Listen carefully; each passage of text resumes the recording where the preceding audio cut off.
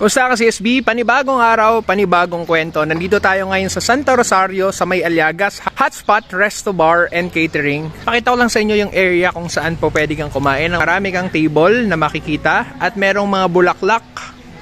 Ayan, napaka-colorful.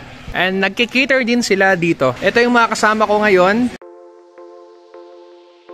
At ito yung kanilang menu.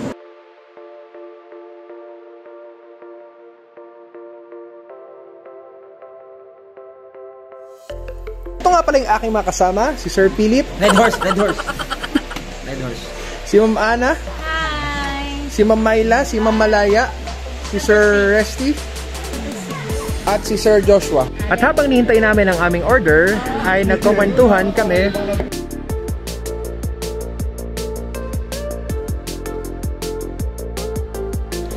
At ang dami ng serving ng kanilang order dito sa may hotspot sa Santa Rosario, sa may Aliaga. Ayan, nakikita nyo ngayon. At magsisimula na kaming kumain. Subukan ninyong pumasyal dito at kumain ng matikman nyo ang masarap at sulit na kanilang serving. 150 lang yung sisig na yan. Nagre-range lang sa 150 o 120.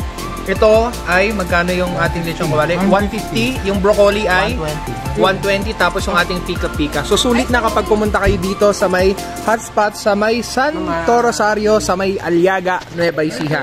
Kaya sa next pasyal mo, kapag nadaan at napunta ka rito, ay dapat mong subukan ang kanilang pagkain. Itong burger na to ay nagkakahalaga lamang siya ng 70 pesos.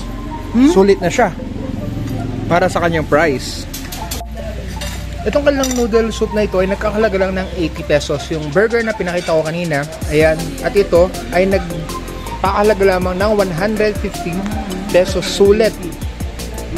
At yun yung kanilang mga pagkain dito, sulit na sulit namin at affordable yung presyo talaga. Kaya pumasyal na kayo rito sa may hotspot sa Santa Rosario sa may Aliaga. At si Ma'am Malaya ang nag-refer ng aming lugar na pinuntahan. At ito na ang after namin kumain.